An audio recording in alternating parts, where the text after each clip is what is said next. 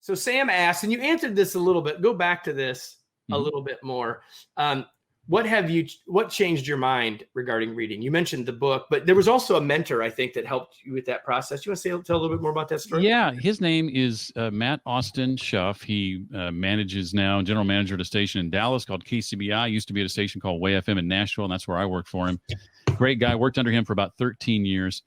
And I used to, what I would say then is catch him reading at his desk all the time. And I used to, my opinions about reading were different at the time. And I thought he was goofing off. I thought, how does he get away as the boss? Or maybe it's because he's the boss, he gets away with it. At reading it every time I see him, he's reading, it seems like.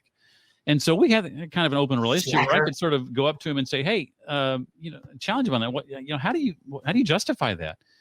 And he said, well, you've assumed I'm reading for pleasure. I'm not. I'm reading Good to Great by Jim Collins. Not that that's not a pleasurable read, but you understand what I'm saying.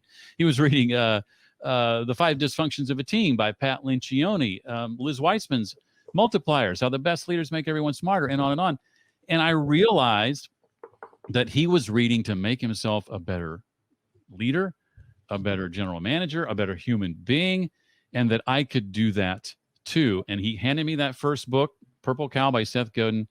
And I was in marketing at the time, and it just unlocked so much for me. And I absolutely loved the book and began to adore Seth Godin at that very moment. But it was the right book at the right time from someone whose leadership I respected and who opened my eyes to what was out there and how, as I said earlier, if I've got a problem, somebody else has already solved it. And more often than not, they've written about it in a book.